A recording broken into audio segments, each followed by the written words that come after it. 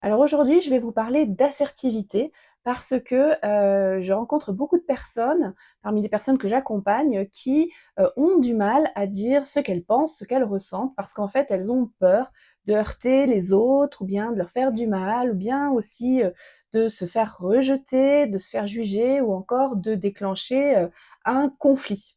Alors si c'est votre cas, eh bien ici, je vais vous parler d'assertivité parce que c'est vraiment, une notion, un concept qui peut vous aider à dépasser ça et à vous exprimer de manière, beaucoup plus sincère et authentique. L'assertivité, c'est une attitude, une posture intérieure qui permet de respecter ce qu'on pense, ce qu'on ressent, de le dire. Pour faire court, quand on est assertif, on va dire oui quand on a envie de dire oui, on va dire non quand on a envie de dire non.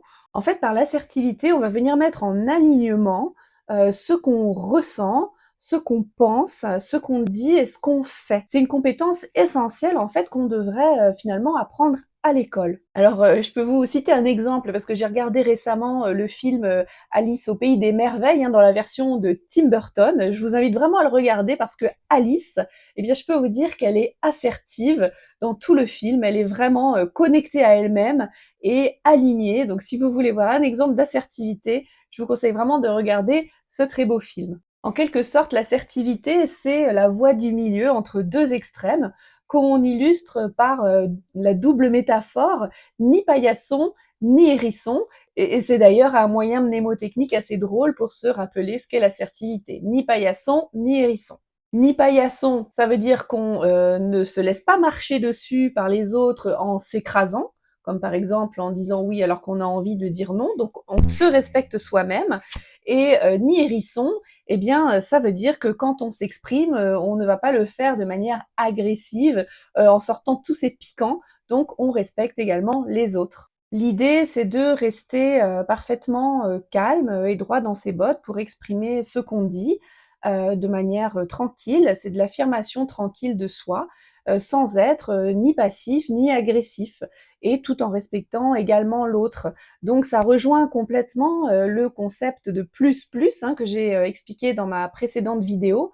Et oui, il faut être en plus plus pour être assertif et quand on est assertif ou assertive, eh bien on est en position plus plus. Alors je vous invite à pratiquer, l'assertivité en commençant par des petites choses, des choses sans grands enjeux, des, petites choses du quotidien, comme par exemple, je ne sais pas, refuser la chocolatine, ou le pain au chocolat, offert par la collègue le matin, alors que peut-être, vous avez peur, de la heurter, de la blesser en refusant, ou bien parce que tout le monde a dit oui, et puis que ça c'est dans les normes du bureau que d'accepter.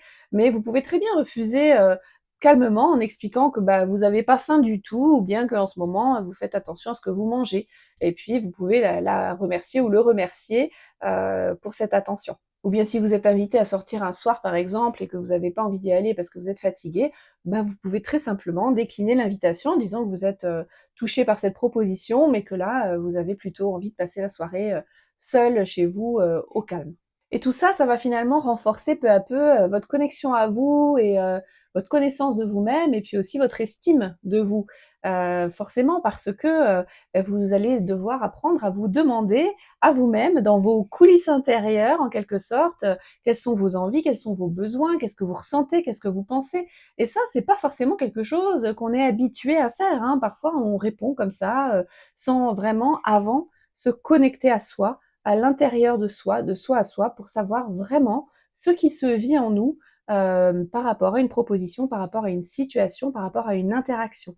Ça, c'est vraiment le premier, première étape à faire pour devenir assertif, c'est être à l'intérieur de soi pour voir ce qui s'y passe.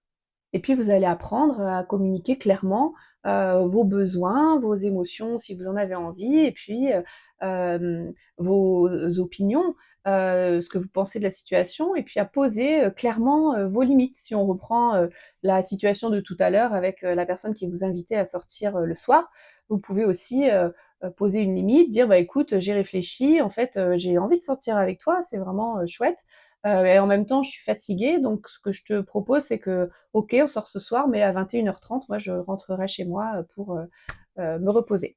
En fait, vous voyez bien que vous vous respecterez davantage en communiquant comme ça. Vous serez mieux à l'intérieur de vous-même, beaucoup plus à l'aise et puis en plus, en faisant ça, en communiquant comme ça, finalement, vous montrez la voie aux autres. Ça les autorise aussi à communiquer clairement et de manière authentique.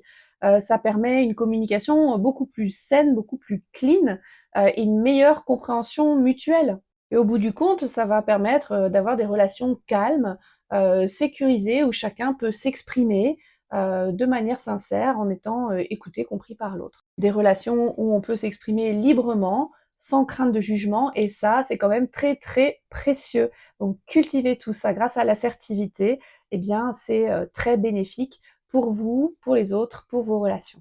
Voilà pour la présentation de l'assertivité. J'y reviendrai dans une seconde vidéo pour aller un petit peu plus loin, parce que j'aime bien finalement distiller les concepts comme ça au goutte à goutte. Si cela vous intéresse, eh bien vous pouvez mettre un pouce, vous abonner, et puis aussi vous aurez le lien en description pour vous abonner à ma newsletter où je donne des idées, des conseils, des concepts de psychologie pratique. À bientôt!